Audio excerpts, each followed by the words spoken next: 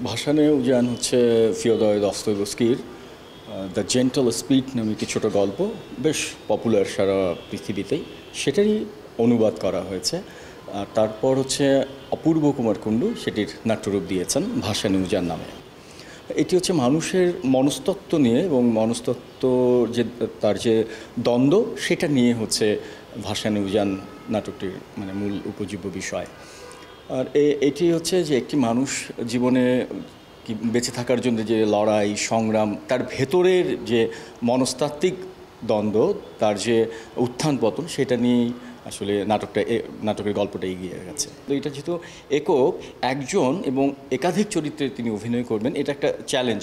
যেমন অভিনেতার জন্যে একজন নির্দেশক হিসেবেও আমি কিন্তু এরকম চ্যালেঞ্জের মুখোমুখি হয়েছি যে যখন একটা চরিত্র থেকে আরেকটা চরিত্রের মধ্যে যায়, এই যে ট্রান্সফরমেশন, এটা বেশ জটিল বিষয়। কিন্তু দস্তয়েভস্কির যে গল্পটা, সেখানে অনেকগুলো চরিত্রই আছে, কিন্তু আমাদের যে নাট্যকার অপূর্ব কুমার কুণ্ডু, তিনি এটি একক নাটকে নিয়ে আসছেন এবং একটি অভিনেতাই অনেকগুলো চরিত্র অভিনয় করবে সেভাবে উনি লিখেছেন। যে একটা মানুষ অনেক সংগ্রাম করছে, লড়াই করছে বেঁচে থাকার জন্য, এবং তার যে মনস্তাত্ত্বিক যে অবস্থা, কিন্তু এর মধ্যে থেকেও সে বারবার মনে হচ্ছে যে না, আমার ভালো হতে হবে, আমি ভালো হয়ে যাই। কিন্তু সমাজের যে অবস্থা, যে শেষ পর্যন্ত কি ওই মানুষটা ভালো হতে পারে এবং ভালো হয়ে বেঁচে থাকা যায়, এটাই কিন্তু এই নাটকটার মূল বিষয়। যে এখানে শেষ পর্যন্ত ভালো হয়ে থাকতে চাইলেও ভালো হয়ে থাকা যায় না, তার আনুষঙ্গিক তার যে পারিপার্শ্বিকতা, সেটার উপর ভিত্তি করে।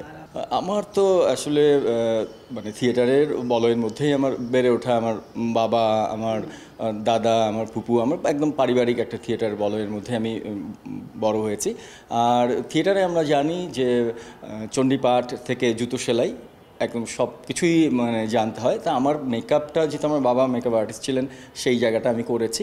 কিন্তু আমার শুরু থেকেই কিন্তু আমি থিয়েটারে নানা শাখায় কাজ করেছি। তো নির্দেশনার ব্যাপারটা ওই রকমই। ছোটোবেলায় আমি যেমন স্কুল জীবনে আমি নাটক করেছি, সেখানেও আমি নির্দেশনার কাজ করেছি। পরবর্তীতে হয়তো বড় হয়েছি, আরও কাজ করেছি। এখন এটাকে বেশ প্রফেশনালি করবার চেষ্টা করছি আর কি। তো সেই জায়গায়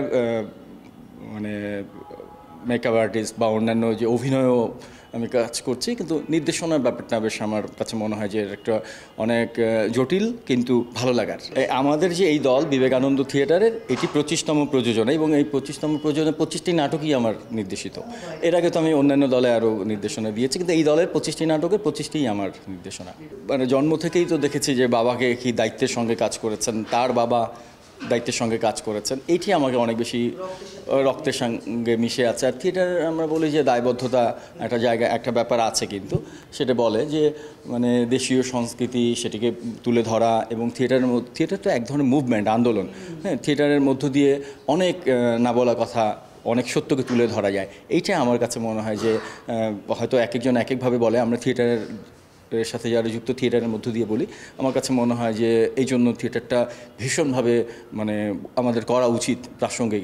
ওই জায়গা থেকে আমি থিয়েটারটা করার চেষ্টা করি। প্রফেশনাল যেন হয়, আমি অন্য অনেক কিছু করে থিয়েটারটা করব সেটি না। আমি যেন থিয়েটারটা করেই চলতে পারি, থিয়েটারটাই যেন আমার পেশা হয়। আমার নেশা যেমন আছে, এই যেন পেশা হয়, যেন আমি থিয়েটারটাই করি। একদম 24 ঘন্টা থিয়েটারটা করতে চাই। যে অন্য অনেক কিছু করে থিয়েটারটা করলে সেটা হয় কি, ওই প্রফেশনাল হয় না। প্রফেশনাল বলতে শুধুমাত্র যে সেখান থেকে আর্ন করা, সেটা না। ওইটা একেবারে দায়িত্বের সঙ্গে খুব সব কিছু মিলে ভালোভাবে করা। তো সেইটা আবার তখনই সম্ভব যখন এটা আমার পেশা হবে। হ্যাঁ, তখন আমি একটা অন্য কিছু করব, আবার এটা করব, হয় না। আমি নেশা পেশা সব কিছু মিলেমিশে একেবারে থিয়েটারটাই করতে চাই। আমি ওই জায়গায় দেখতে চাই যে হ্যাঁ, আমার আমি, আমার মতো আর অনেকেই, প্রত্যেকেই যারা থিয়েটারটা করে, তারা জন্য এই জায়গা থেকে একেবারে পেশাদারি থিয়েটারটা করতে পারে।